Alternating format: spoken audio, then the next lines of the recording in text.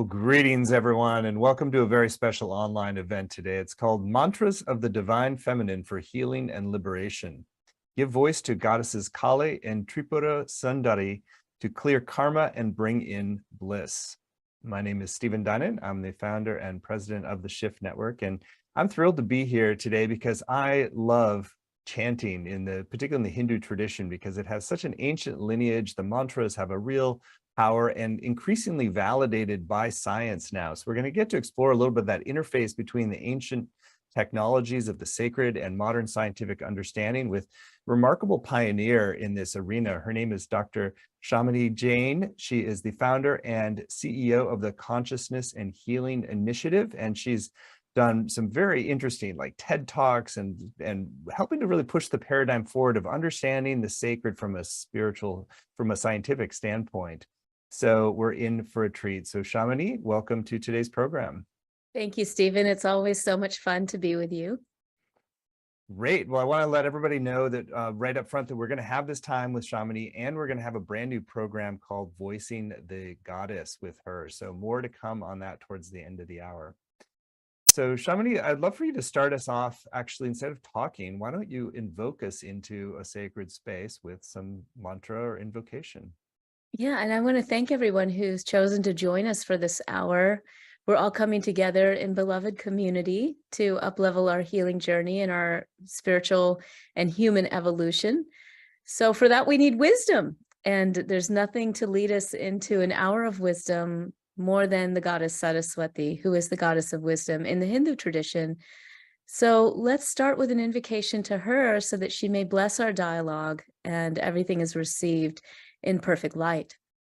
This is often a mantra that people will chant for wisdom when they're studying or even when they're asking for blessings for their artistic endeavors. So I'm going to invite you to close your eyes if that's your practice, or let them sit on a comfortable place in the room as you like. And just taking a nice breath to receive this mantra of wisdom. Saraswati namastabhyam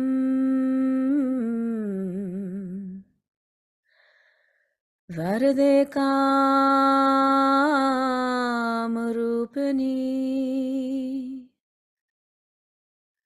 Vidyarambam Karishami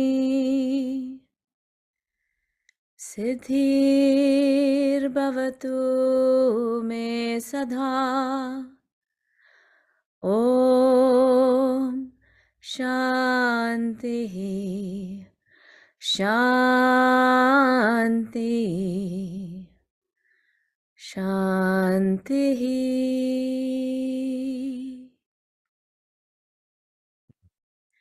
May the light of wisdom grace our community conversation today.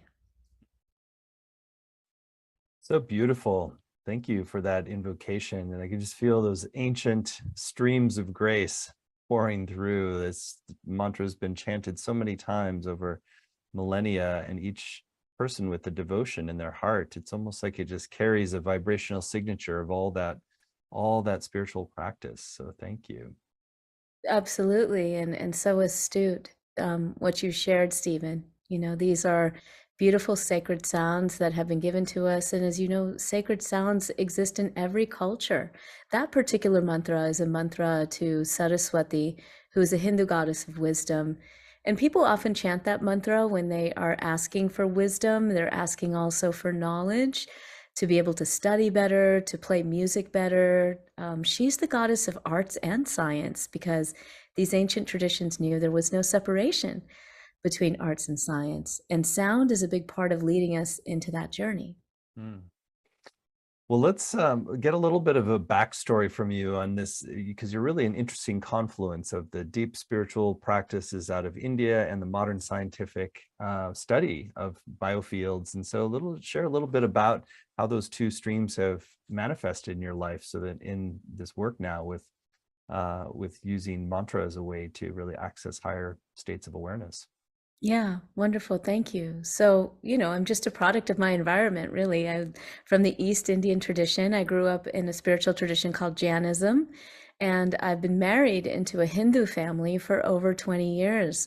So my linkages with the divine feminine, as they have been depicted in all of these beautiful deities in the Hindu tradition, really comes from, being married into a Hindu family. And there has also been some Hindu influence culturally on Jainism, although those things are different.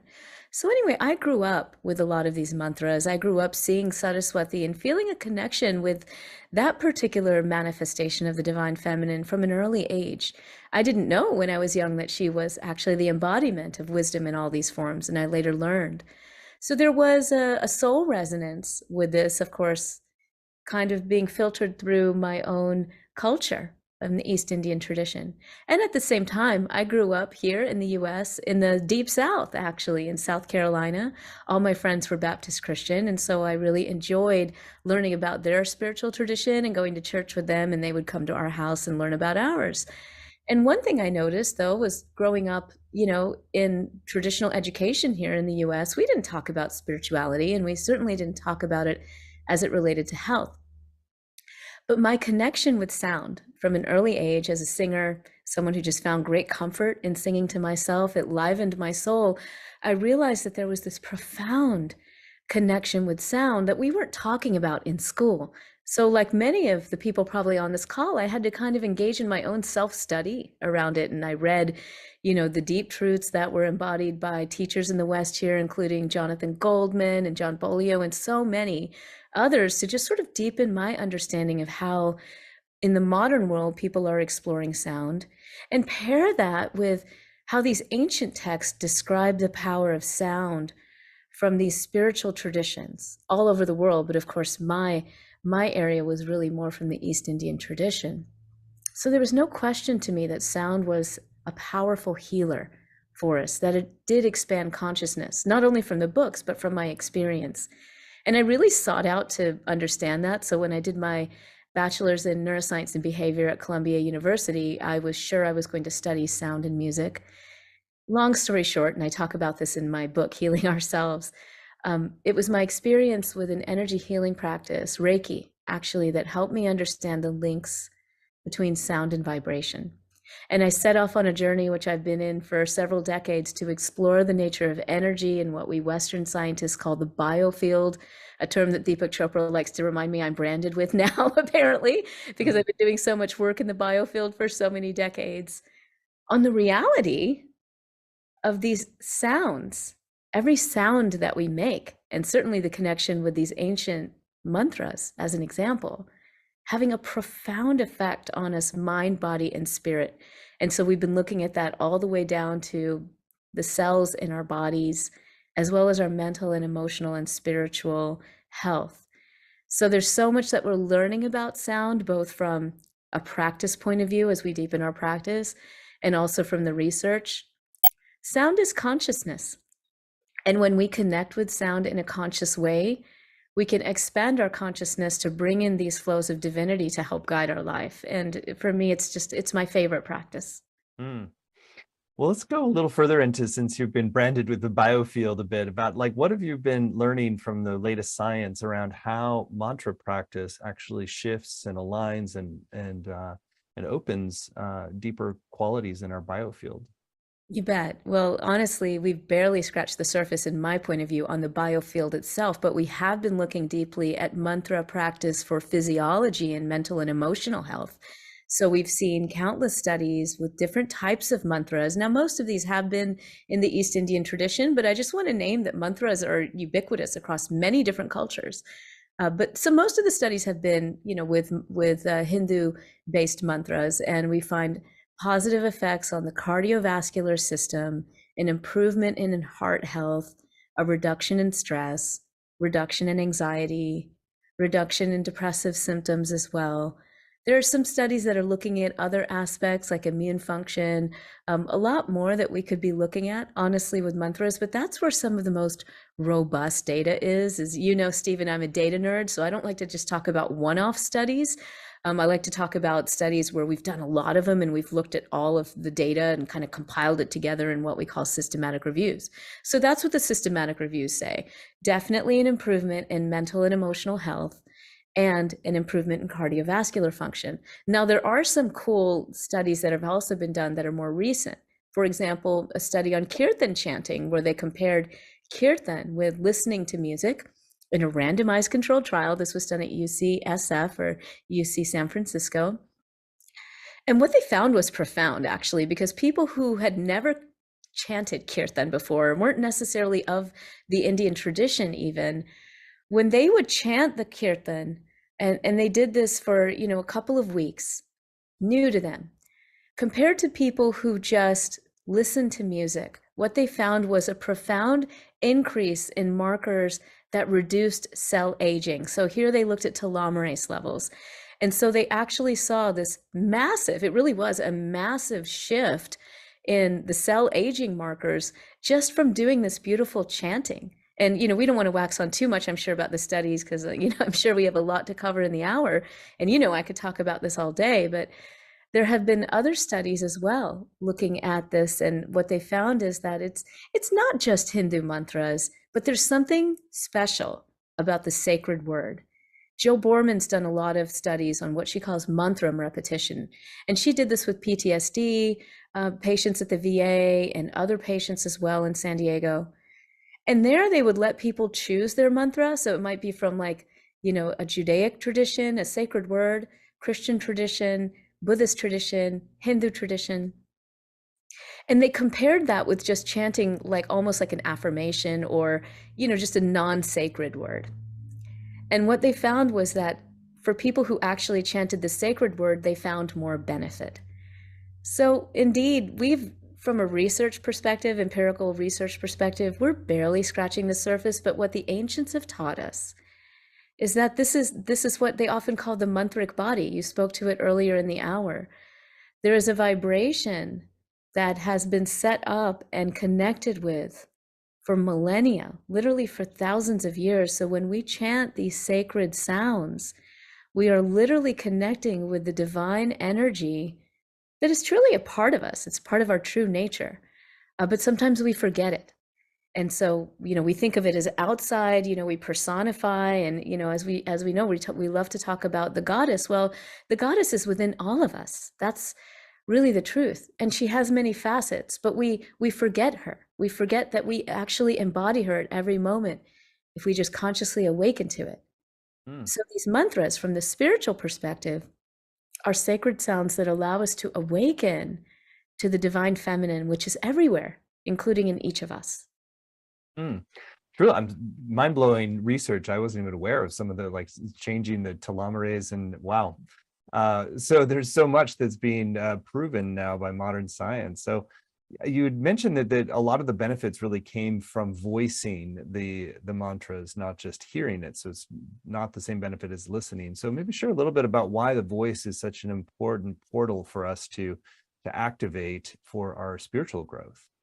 So let's start with the physiological aspects, because mantra is more than just the spoken word. And I want to just name that and honor it, because when we explore this in our course, we're going to be exploring mantras both uttered out loud and silently. Sound is consciousness. From the Vedantic point of view, we talk about it in different grades of subtlety. But when we speak about it from the physiological level, just the very act of opening to our voices, which is a big part of our healing journey as humans. Most of us don't feel comfortable often using our voices, singing, working with our voice, and even chanting out loud sometimes. Well, what's happening when we're doing that physiologically out loud is we're breathing, we're deepening the breath, which allows for more energy, more flow of oxygen through the body. And we are working more strongly with the vagus nerve, which is the biggest cranial nerve in our body. It's also the captain of our rest and digest aspect of our nervous system. So literally when we chant, we're humming into restoration through the vagus nerve. And this has been shown even with studies on singing. And a lot of those studies have been done with singing sacred words and choruses at church and things like that. And again, we see these beautiful benefits of vagal nerve restoration and activation, and effects on immunity and mood. So that's part of what's going on with the voice. Another part of it, from just an experiential and more spiritual perspective, is that when we engage with these mantras and we engage with sacred sound, or just exploring sound in the body in a playful way, we're exploring our consciousness. You can listen to the sound of someone's voice and know exactly where they're at. But when you do it for yourself and you give yourself that immediate feedback of sounding into your body, you can begin to explore the nooks and crannies of your biofield and even your physiology down to your cells. So you're literally giving energy to those areas in your body and your field that need it. And you can work with the voice for powerful harmony, balance, and restoration. Now, again, from a research point of view, barely scratching the surface in some of these more subtle aspects, but they're very, very real, and they're very palpable. Wonder if you could give us an example of a mantra that could be used to do that sort of the healing of your biofield. You bet. You know, the first is just to start really simple. So let's just do a really simple practice. And we start with something that pretty much everyone knows. It's a universal sound at this point, and it's Om, right? So we start here because when we chant mantras, we do so with presence and with playfulness. And so to first do that, we just sort of open our inner sound maker. So here we're just going to chant Om, and we're going to be very playful. And I'm going to suggest to you, I'm going to guide you to just sit in presence for a moment. Take a nice breath, natural breath. Feel your feet on the ground. Feel your crown openings. That, your central channel is very open here to both the downward coming flow and the upward moving flow. And when we chant Om this time, let's chant it so that we're bringing Om in from the universe, the universal sound, down through the crown and into the body. And I want you to treat this almost like a hum, very gentle to begin with. So you're literally doing a body scan with Om. And you can actually take your hands and sort of play with your field here and sort of scan as you're doing the Om. So just sort of feel into your field and the vibration as you're humming. So there are a couple of ways to do it. You can hum it, which is the way I'm going to do it first. And then we'll do it with a nice open vowel. And again, just embrace playfulness here. Okay, so let's begin.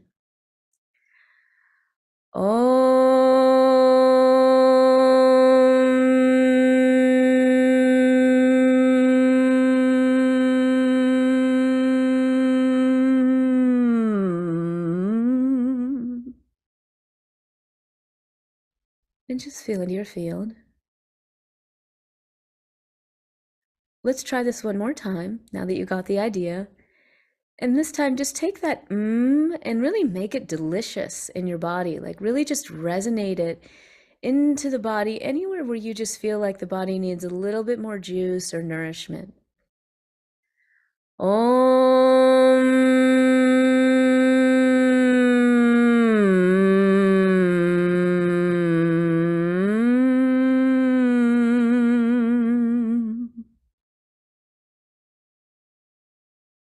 Breathe into it. Breathe into those areas where you just hummed.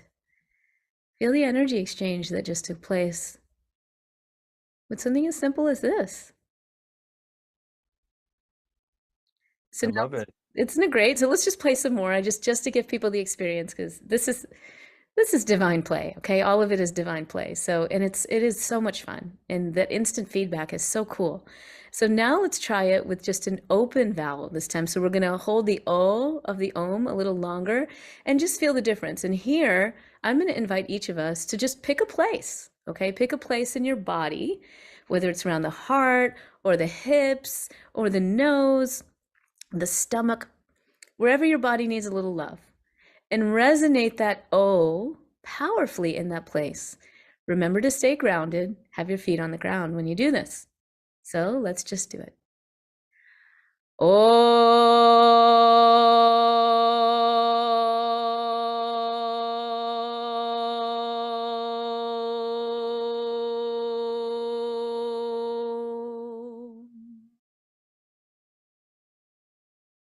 Once more.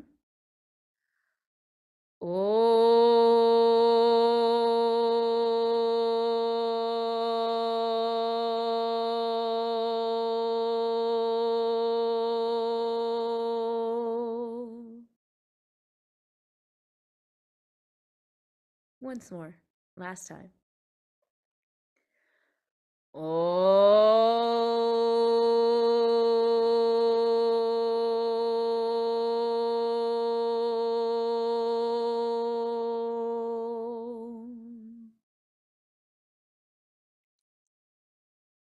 Feel into that reservoir of energy that you just created with a simple bij mantra or a seed mantra.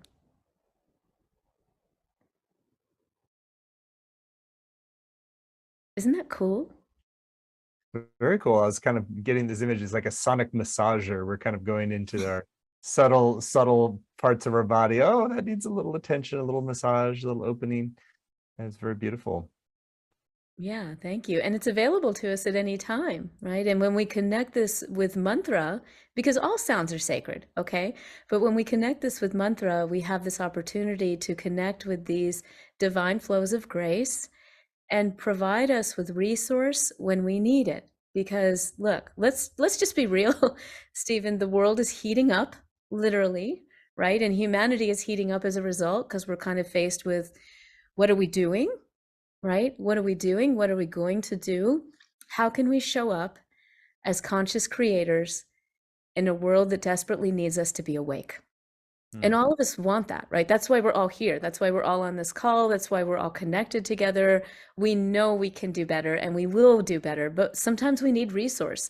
And to me, part of the gift of this time is we are moving toward a broader human evolution. And part of that is really not just owning, but really deeply coming into our divine nature, because that's how we're going to evolve. It's that simple. So we don't have to give up our humanness, but we have to expand what it means to be human. And part of that is allowing ourselves to come into practice so that we can connect even more deeply with the spirit world, because they are here to help. So there are these beings that are here for us, and they're here to help us open to our divine nature. And I believe that mantra is a big part of that. And that's why I'm just so excited to teach it. It's really my favorite thing to do. Let's go a little further into that. I think that's a very inspiring vision about how there's also not just the kind of the seed syllables and the resonance, but they're actual specific beings that we can call upon. And some of these mantras help to connect us to those beings. So, which might be a little bit of a new concept for some folks, but like really, how are you working with some specific goddess oriented mantras to call in specific kinds of support and allyship from the other side? Yeah, super. And I want to also just clarify this, because a lot of people ask, well, I'm from a Christian tradition or I'm from a different tradition. I don't know if it's okay for me to chant to goddesses in another tradition. Let me break this down very simply. These are divine energies. So every culture has taken these divine energies and personified them. So when we talk about, for example, the goddess Kali Ma or Tripura Sundari, who we're going to get into a little bit this hour, these are reflections of the divine feminine that exist in every culture.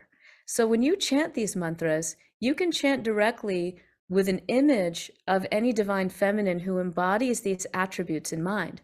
Or you can simply just chant the sounds. You don't actually even have to go to an image. The images were created later by the culture to help us connect, but the sound is actually what connects you.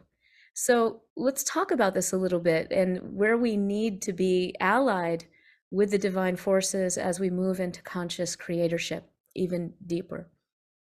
Some of the things that we struggle with as human beings are releasing our conditioning, releasing our traumas, releasing what we sometimes call our ego or egoic attachment, I would say, being a little bit less attached and pushing things away less, grabbing onto things less, so that we can really be with the flow of everything that's here unencumbered.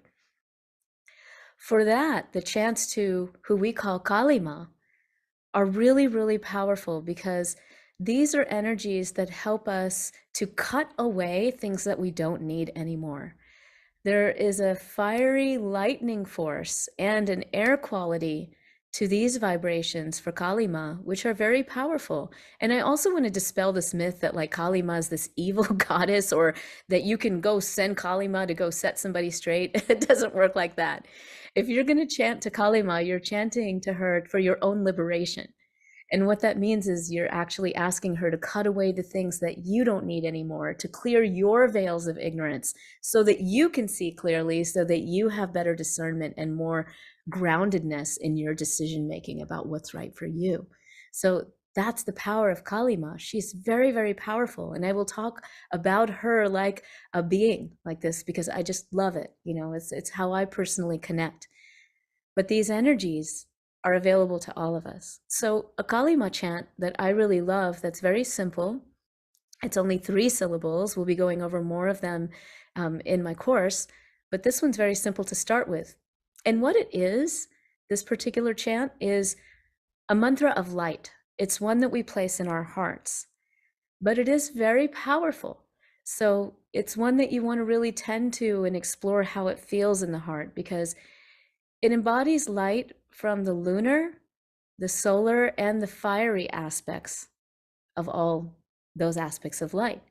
So when we chant this particular mantra in our hearts, which I'm going to invite you to do with me if you like, you're bringing in all those aspects of light into the heart with the intention of clearing away things that you don't need anymore, that don't serve your growth and that don't serve your liberation. So the mantra is Kreem, Hum, Hreem. Let's break that down for a second. Kreem, sort of a lightning-like energy, you can say. It's got a fiery energy to it. Hum is also very fiery. It's kind of more of the fire element. So here we're really like calling in the energies to burn away things. And then Hreem is the perfect Bij mantra or seed mantra for the divine feminine in all her forms. So we're saying, burn away what I don't need from my heart and let light emerge and expand my being. That's essentially the intention behind this mantra. Stephen, should we chant it? Sure, let's do it. All right, so we'll do this 3 times. Again, you can listen the first time and then chant with me the second time as you like. Kreem, Hum, Hreem. So take a moment, get settled. Come into your heart center. And just breathe comfortably here for a moment. Just relax into your heart.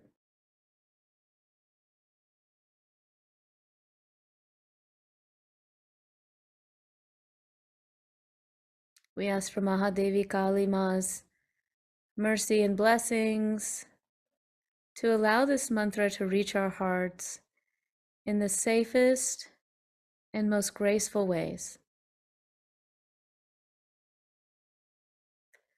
Kreem Hum Hreem.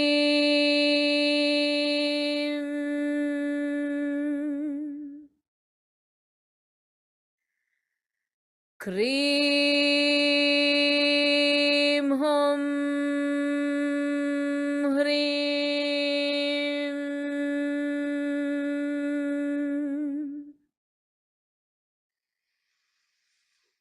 Kreem Hum Hreem.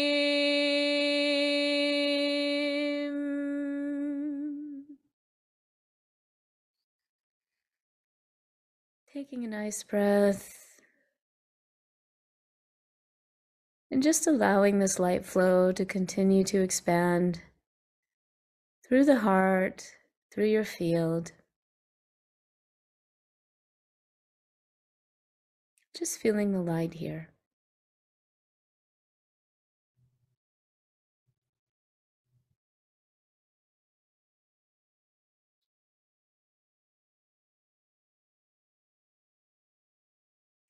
And if you've had your eyes closed, you can open them.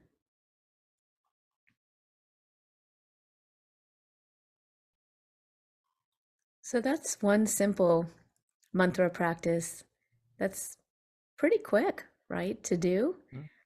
And with all mantras, if we can come to them in just a beautiful, centered way with presence, owning our own voice, making sure that we're aligned with our voice to chant powerfully to connect.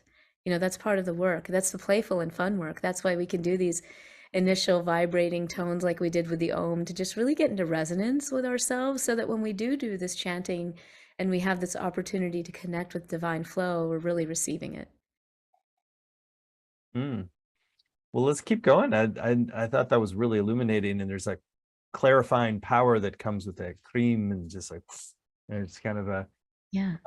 really, it's a kind of energizing mantra as well. And are there any other mantras you want to sort of guide us in learning and knowing how and when to practice?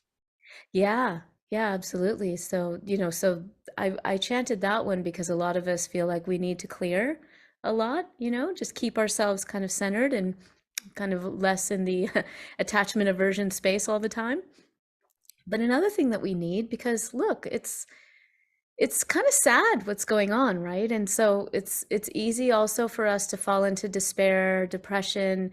And when we do that, of course, we're reacting to the world around us, and that's natural. That's good. We don't want to bypass that. Like, there's information, right? Well, we're sad because we don't want to see the world burn, right? So we have to do something about it. But at the same time, in order for us to keep connected with our divine nature, it's important for us to open to the true joy of being, because it's through connecting with that deep well of joy, the Anand in Sat Chit Anand, which is our true nature of consciousness from this East Asian, East Indian wisdom perspective, right? Consciousness is Sat Chit Anand. Anand is joy. Bliss is a connection with that, right? Some people actually describe Anand as bliss. So here we're not talking about just blissing out to bypass. I want to be really clear about that. But we're talking about opening again to the total flow of our true nature.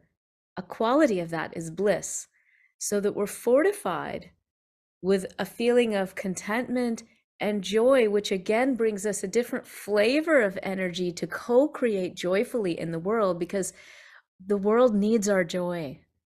The world needs our joy. So we don't want to bypass, but we want to come into the flow of joy and bliss. And a wonderful chant for that is to the goddess Tripura Sundari. Now, Tripura Sundari is considered the mother goddess in the tantric tradition. So there's the Hindu tradition, there's the tantric tradition. There's some overlap with some of the goddesses there. We'll be talking all about that in my course.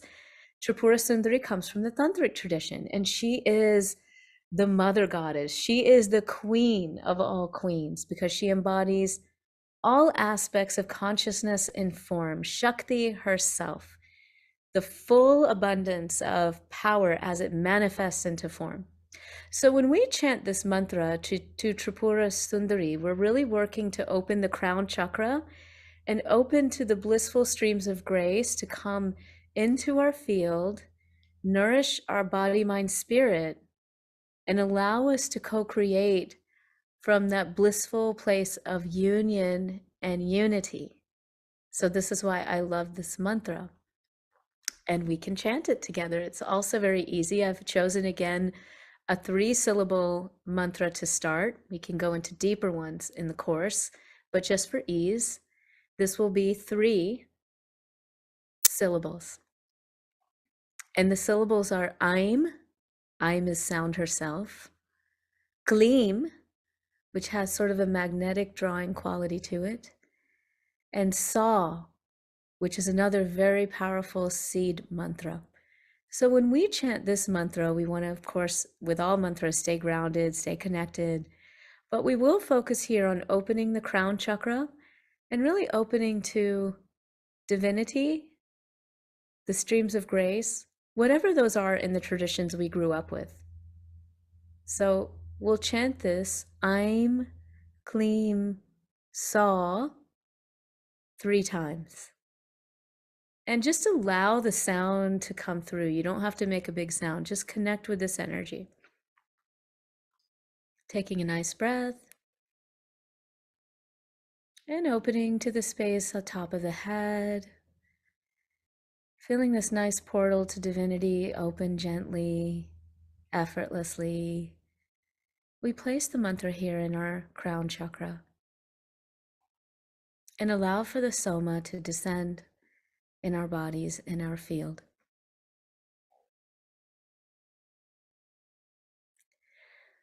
Aim Klim Sa.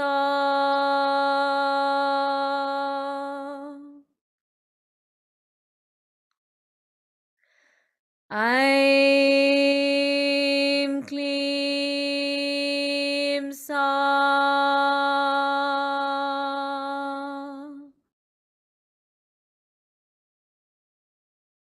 Aim Klim Sa.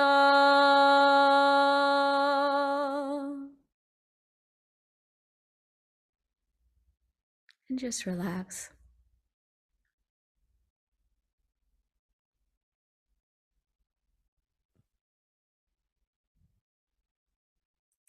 Allow this golden light to fill the body.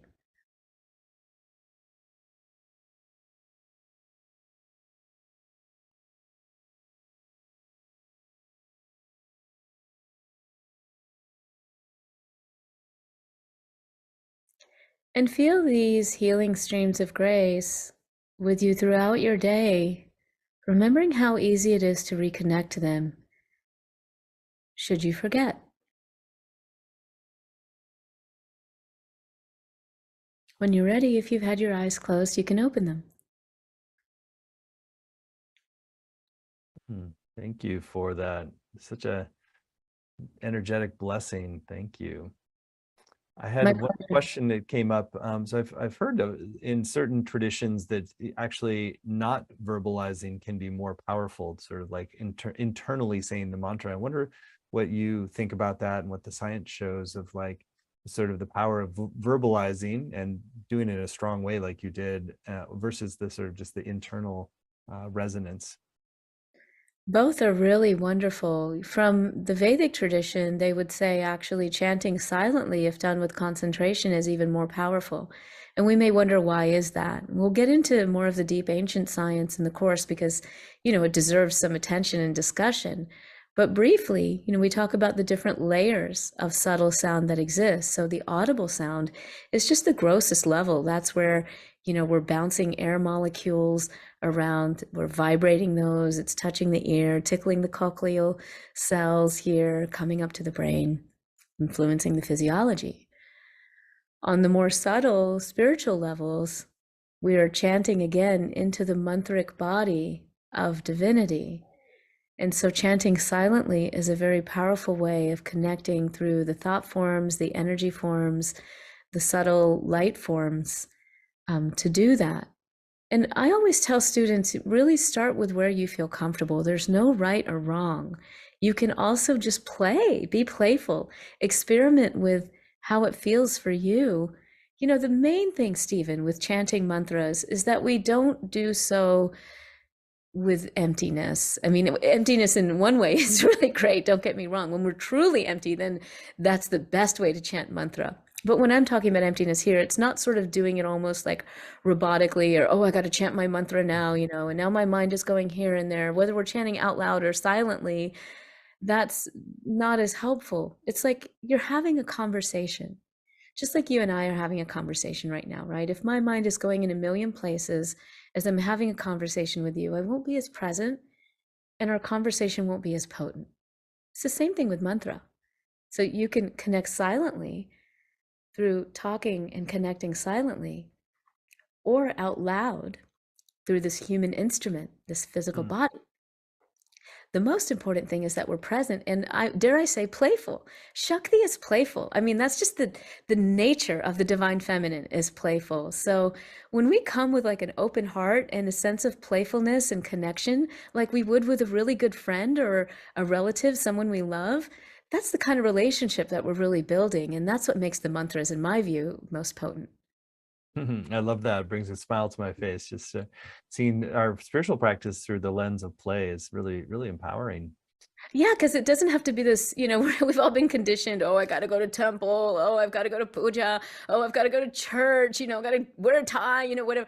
No, just come with playfulness, and reverence, of course, in the playfulness. But this is about opening your heart And how do you open your heart if you can't play? So part of what we're going to do in the course is explore playfulness with our voice, so we can really come to the mantras with this really beautiful, embodied, curious mind and emotion.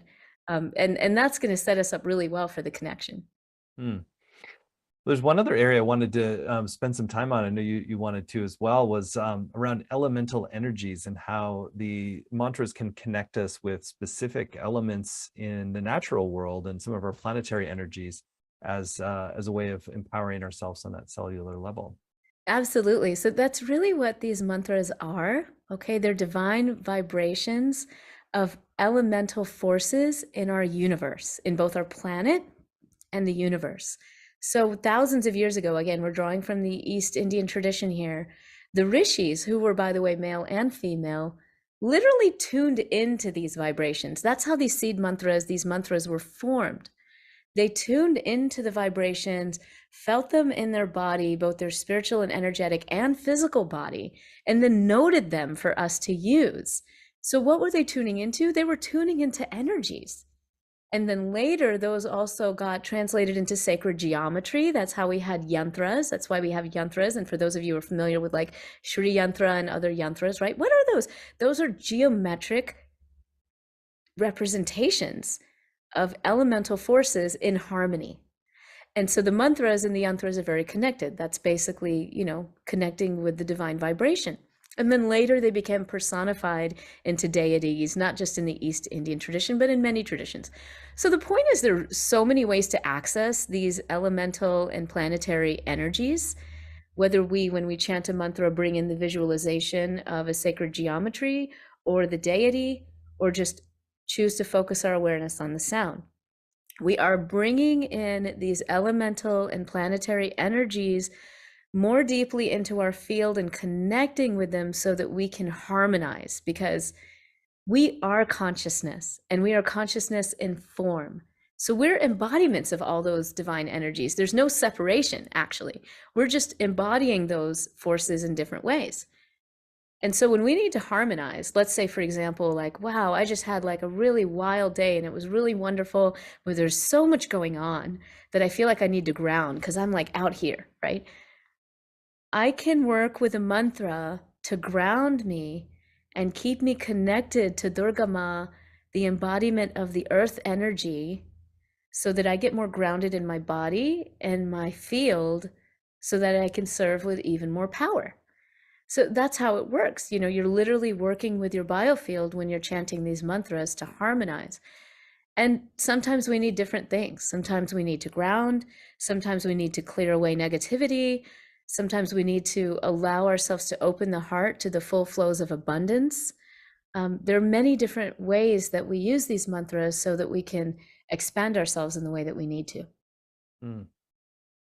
Well, Shamini, it's just a pleasure and delight to receive this wisdom from you. And I want to spend some time talking about how people can go deeper in your upcoming program, which you actually did a previous version of this for the Shift Network and really got amazing feedback. So we're so glad you're bringing it back and doing it afresh for us. It's called Voicing the Goddess, Healing Mantra Practices for Awakening Grace, Joy, and Personal Power. You can find it at the URL goddessmantrascourse.com, goddessmantrascourse.com. It's a 7-week journey. You don't have to have any background with mantra, with specific spiritual practices, or even the scientific side. It's really about just feeling that vibration that is calling you forward, of like a recognition when you chant just even a few mantras, that you can feel that resonance, that harmonic that happens in your body, that opening to a deeper stream of wisdom and joy. And you want to turn that into a practice that really nourishes you on all levels. So it's really open to everyone. So Shamini, I'd love for you to share a little bit about the big picture of the course and where you're going to be taking people. And then I'll read out the module titles. You give a preview of what's coming in each. That's great, Stephen. And thank you so much for asking me to come back to do this, because this is honestly my favorite course. I just love it. And I loved the community that came together the last time we did it a few years ago. It was really beautiful. This is a course about reconnecting you with all aspects of your own divine grace. That's really what it is. And as I mentioned, and you probably got a sense, it's going to be fun and it's going to be playful. Yes, we're going to be chanting mantras, we're going to be learning mantras, and that is a big part of the course. But more than anything, we're going to be deepening our connection with the divine feminine. So we will be doing, we'll be doing meditations along with the mantras, and we'll be doing deep discussions and reflections. This is going to be very interactive. Of course, I'll share some stories and kind of background on the particular goddesses from the East Indian tradition, but I'm more interested in knowing how your connection is going with them throughout the course. So there's going to be a lot of time for us to explore that in all these fun and embodied ways. And as we go through them, the first things we're going to do is just make sure that we're feeling really connected with our inner sound maker, exploring the relationship with these elements and elemental forces in our voice, and making sure that we feel grounded and comfortable with chanting, and just using our voice, because there's a lot of wisdom just in those aspects. And then the meditations will allow us to deepen our connection with these healing forms of grace, so that when we do the chanting, it's even more powerful. And we'll be exploring. This course is a nice way to explore the different facets of your divine nature as embodied in the goddess that is also in you. So we'll be exploring groundedness, we'll be exploring flow, we'll be exploring abundance, we'll be exploring discernment, all of these things that are very meaningful for us that we need to bring into our lives as conscious creators. So module 1, liberate your inner sound maker to expand consciousness and connect with the goddess for healing and inner harmony. Yeah. So in this particular module, we're really going to be kind of connecting with the fundamental streams of our initial voice making and sound making to make sure we're really super comfortable with that and the embodiment of it as it connects with the elements. Module 2, sacred seeds of sound. Resonate the goddess in your elemental self for a beautiful soul-filled life. Yes, so here we start with those fundamentals, right? These bij mantras or seed mantras to make sure we're really rooted in those embodiments of these planetary and worldly forces, so that it sets us up really well for the next modules of sound making and for mantra practice. And here's where you're going to really start feeling these energies really strongly in the body, because the bij mantras themselves are very powerful. Module 3, ground into fierce compassion and strength with the wisdom of Durga Ma for protection during challenging times. This is a really important module, because here's where we really begin to explore groundedness and personal power. So this is fundamental as we move through our world as conscious creators. We need to make sure that we really feel comfortable in our bodies, that we dispel away any kinds of ideas that we can't be spiritual and be in a physical body, that we feel really empowered, that we learn how to say no when we need to. All these things are what we're going to be covering in our exploration here. Module 4, clear, transform, and integrate blocks and limitations through the power of the great goddess Kali. So we talked about that a little bit this hour. We're going to be going a little bit deeper into Kali Ma and all of the energies that she embodies. We'll explore stories and also some deep meditations so that we can feel safe when we liberate what we don't need anymore. Module 5, ignite your creative flow and deep wisdom with Saraswati and Matanji. This is a really beautiful module where we're going to really start exploring the divine force that allows us to co-create. So we're going to be getting into like the juiciness of who we are, the juiciness of creativity, and how creativity leads us to wisdom and wise action with these goddesses. Module 6, experience the flow of abundance and beauty with Lakshmi Devi and Kamala Devi. So these beautiful goddesses just teach us how to be in divine co-creative flow. And we'll be exploring and connecting with many different streams of abundance to support our journey and understand why the flow of abundance is all about the flow of harmony. And finally, module 7, from pleasure to bliss, unfold and receive the magic of Tripura Sundari for ultimate well-being. So as you probably noticed, the way that we're working with the goddesses is really nourished by our experience of opening the chakras. And so here we're really coming up to the crown chakra so that we can embody all of the grace that is within us, powerfully so, and receive her light in all the best forms. I love that you're working in an integrated fashion to sort of address each level of our being. Well, it's going to be a beautiful program, and we know it is because it's with the previous program just was incredibly beautiful as well, and great people got so much benefit.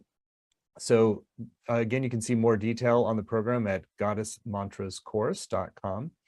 So you get not only the 7 90-minute live sessions with Shamini, which is going to include time to engage in practices together, also address your questions live. There's recordings, both video and audio, as well as word-for-word transcripts to study and highlight. There's weekly exercises and practices you can do at home, Facebook community to support you with community and deepen your experience, as well as some small group time to connect with other participants. And on the page, you'll see a number of other bonuses that enhance your journey and add some special extra magic. There's a video dialogue with Shamini and Grace Sesma, Sue Mortar, and Eileen McCusick, 3 amazing faculty members from Shift. It's a healing circle honoring the feminine. I want to share a little bit about that dialogue? It was such a beautiful dialogue. It was so many wonderful perspectives from Sue and from Grace and from Eileen on how we understand the divine feminine in her beauty and her essence and her grace and what she has to teach us at this time. And, it's such an honor to be with those incredible teachers and to have that interactive dialogue with, multitude of perspectives really, but all integrated into a broader whole. I really loved that dialogue. Mm. We also have a video teaching from Sue herself, Healing Wholeness in the Quantum Self, the New Science of Spirituality, some great complementary insights there. And there's a special bonus that you get when you sign up by midnight tonight Pacific time. And this gives you a little extra encouragement to tune in now while you have the most connection with what we're sharing here today. And if you choose to move forward, then you get an extra bonus for doing so. It's a grounding with sound meditation. It's a video meditation that Shamini's created, and you want to share more about that? Yeah, I've gotten a lot of really wonderful feedback from this particular practice, and it's my honor to share it with you all. So, this is again all about embodiment and feeling this energy powerfully in our body. A lot of us know about grounding, but sometimes we have trouble grounding. Some people do. I certainly do, and even my healing teacher has told me that she has to work on it as a daily practice. Sound is a really powerful way to do that. So in this particular special bonus, you'll be learning how to work with sound to really ground the field into the Earth star, into the Earth's core, so that you can stay super connected. Beautiful. Well, that's a great extra reason to sign up today. So it's going to be an amazing program, and it really is, these are practices that can serve you for a lifetime. So when you really integrate these mantra practices, you can sort of access them whenever you need them, and then you can up level, shift, heal, whatever is needing to be addressed in the moment. So we've kept the investment really accessible for this program. It's just 3 payments of $128, or you can save 10% when you pay in full upfront with 1 payment of $349. The course is going to start August 31st and run Thursdays and 1 Wednesday at 4 Pacific, 7 Eastern. But even if you can't make the live times, you can still get the full value with the recordings and the transcripts and the community as well. So I also encourage you to go to the page at Goddess Mantras course and read through some of the testimonials from last time. And people are just rave about Shamini is able to transmit healing directly through her being, feel much more empowered, delivers with a beautiful heart and depth of wisdom that she truly embodies. She lives what she teaches. The course was transformative. Great testimonials from those who have taken this journey before you. So you're going to be in great hands. You're going to get some really valuable mantras. You're also going to learn some cool science about this whole arena, and you're going to be in a community of people who are really committed to awaken and live as kind of radiant lights for this larger shift that we all need to know we need to make on a planetary level. So you can really be part of a community of a sacred community that is of people who are committed to shine as brightly as possible. Yeah, So so again, you well can put, Stephen. And I just want to thank you for providing the opportunity for teachers like myself to hold community circles through these teachings. It's so meaningful and valuable, and it's so much fun. We really enjoyed the last time we did this together. It is really a joy to come together in community. I love also that we do these live Q&As because sometimes people have questions when they're doing the practice. And so it's really wonderful that this course allows for the opportunity for that live interaction with me to be able to come into community and discuss things and reflect and clarify while we're doing our practice. So whether we're engaged in practice already and we want to do that in a community, it's really powerful. Or whether we're just starting out, kind of dipping our toe in the water, wanting to explore. What I love about these courses is that we all come together.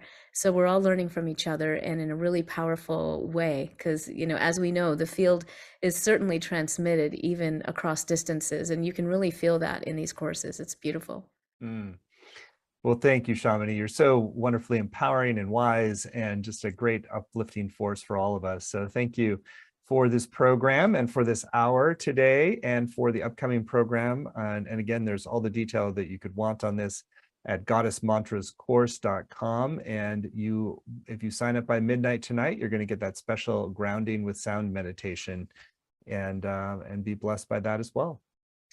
So Shamini, thank you so much for today's time together. I feel like good medicine for our souls, and really deep reminders of why we're here. So thank you for that. And thank you all for joining, and you're warmly welcome to go further, and you're in great hands if you do so. And you can do so at goddessmantrascourse.com. Thank you. Thank you, Stephen, and thank you everyone for listening. Thank you, Shamini.